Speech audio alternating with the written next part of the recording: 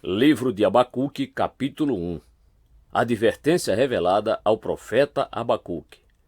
A primeira queixa de Abacuque. Até quando, Senhor? Clamarei por socorro, sem que tu ouças? Até quando gritarei a ti, violência, sem que tragas salvação?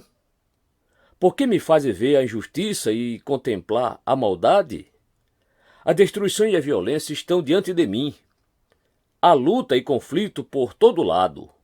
Por isso a lei se enfraquece e a justiça nunca prevalece. Os ímpios prejudicam os justos e assim a justiça é pervertida. A resposta do Senhor. Olhem as nações e contemplem-nas. Fiquem atônitos e pasmem. Pois nos dias de vocês farei algo em que não creriam se lhes fosse contado. Estou trazendo os babilônios, nação cruel e impetuosa, que marcha por toda a extensão da terra, para apoderar-se de moradias que não lhe pertencem. É uma nação apavorante e temível, que cria a sua própria justiça e promove a sua própria honra. Seus cavalos são mais velozes que os leopardos, mais velozes que os lobos no crepúsculo. Sua cavalaria vem de longe. Seus cavalos vêm a galope. Vem voando como ave de rapina que mergulha para devorar. Todos vêm prontos para a violência. Suas hordas avançam como o vento do deserto, e fazendo tantos prisioneiros como a areia da praia. Menosprezam os reis e zombam dos governantes. Riem de todas as cidades fortificadas, pois constroem rampas de terra e por elas as conquistam. Depois passam como o vento e prosseguem, homens carregados de culpa e que têm por Deus a sua própria força.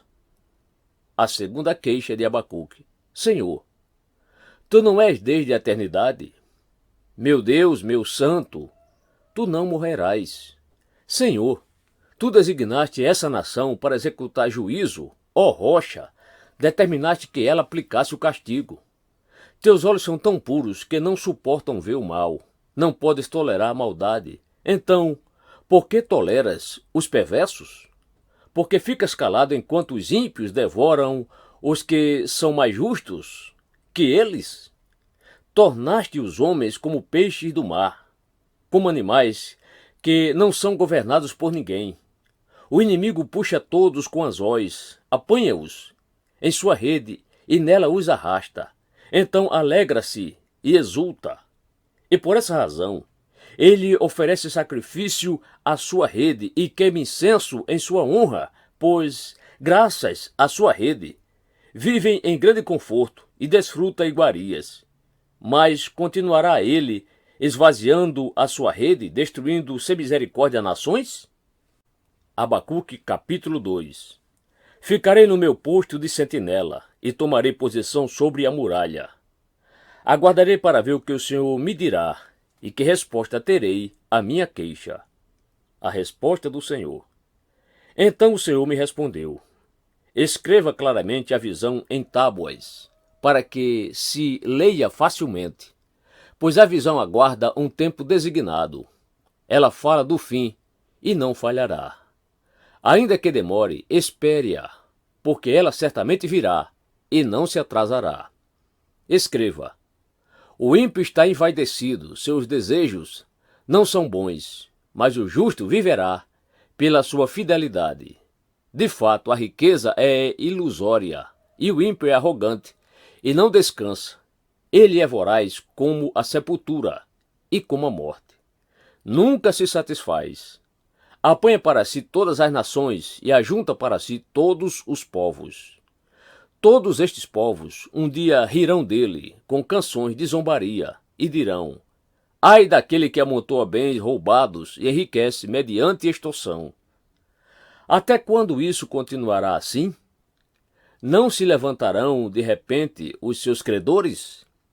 Não se despertarão os que o fazem tremer? Agora você se tornará vítima deles, porque você saqueou muitas nações. Todos os povos que restauram o saquearão. Pois você derramou muito sangue e cometeu violência contra terras, cidades e seus habitantes. Ai daquele que obtém lucros injustos para sua casa, para pôr seu ninho no alto e escapar das garras do mal. Você tramou a ruína de muitos povos, envergonhando a sua própria casa e pecando contra a sua própria vida. Pois as pedras clamarão da parede, e as vigas responderão do madeiramento contra você. Ai daquele que edifica uma cidade com sangue e a estabelece com crime. Acaso não vem do Senhor dos Exércitos que o trabalho dos povos seja só para satisfazer o fogo e que as nações se afadiguem em vão? Mas a terra se encherá do conhecimento da glória do Senhor, como as águas enchem o mar. Ai daquele que dá bebida ao seu próximo, misturando-a com o seu furor, até que ele fique bêbado, para lhe contemplar a nudez. Beba bastante vergonha em vez de glória. Sim, beba você também e exponha-se. A taça da mão direita do Senhor é dada a você. Muita vergonha cobrirá a sua glória. A violência que você cometeu contra o Líbano o alcançará, e você ficará apavorado com a matança que você fez de animais. Pois você derramou muito sangue e cometeu violência contra terras, cidades e seus habitantes. De que vale uma imagem feita por um escultor? Ou um ídolo de metal que ensina mentiras? Pois aquele que o faz confia em sua própria criação, fazendo ídolos incapazes de falar. Ai daquele que diz à madeira, desperte, ou a pedra sem vida, acorde. Poderá o ídolo dar orientação? Está coberto de ouro e prata, mas não respira. O Senhor, porém, está em seu santo templo, diante dele fique em silêncio toda a terra. Abacuque, capítulo 3. A oração de Abacuque. Oração do profeta Abacuque, uma confissão. Senhor, ouvi falar da tua fama, tremo diante dos teus atos, Senhor. Realiza de novo, em nossa época, as mesmas obras, faze-as conhecidas em nosso tempo. Em tua ira, lembra-te da misericórdia.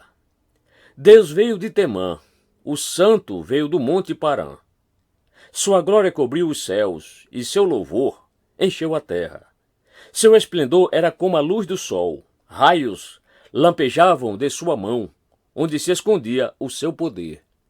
Pragas iam diante dele, doenças terríveis seguiam os seus passos. Ele parou e a terra tremeu. Olhou e fez estremecer nações. Montes antigos se desmancharam, colinas antiquíssimas se desfizeram. Os caminhos dele são eternos. Vi a aflição das tendas de Cuxã, tremiam as cortinas das tendas de Midian. Era com os rios que estavas irado, Senhor? Era contra os riachos o teu furor? Foi contra o mar que a tua fúria transbordou quando cavalgaste com os teus cavalos e com os teus carros vitoriosos? Preparaste o teu arco, pediste muitas flechas. Fendeste a terra com rios, os montes te viram e se contorceram. Torrentes de água desceram com violência, o abismo estrondou, erguendo as suas ondas. O sol e a lua pararam em suas moradas, diante do reflexo de tuas flechas voadoras, diante do lampejo de tua lança reluzente. Com ira andaste a passos largos, por toda a terra, e com indignação pisoteaste as nações.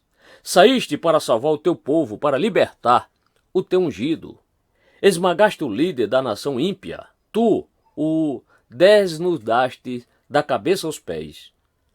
Com as suas próprias flechas, lhe atravessaste a cabeça. Quando os seus guerreiros saíram como um furacão para nos espalhar, com maldoso prazer, como se estivessem prestes a devorar o necessitado em seu esconderijo. Pisaste o mar com teus cavalos, agitando as grandes águas. Ouvi isso, e o meu íntimo estremeceu. Meus lábios tremeram, os meus ossos desfaleceram, minhas pernas vacilaram. Tranquilo esperarei o dia da desgraça, que virá sobre o povo que nos ataca. Mesmo não florescendo a figueira, e não havendo uvas nas videiras, mesmo falhando a safra de azeitonas, não havendo produção de alimento nas lavouras, nem ovelhas no curral, nem bois nos estábulos. Ainda assim, eu exultarei no Senhor e me alegrarei no Deus da minha salvação. O Senhor, o soberano, é a minha força. Ele faz os meus pés como os do cervo, faz-me andar em lugares altos. Para o mestre de música, para os meus instrumentos de cordas.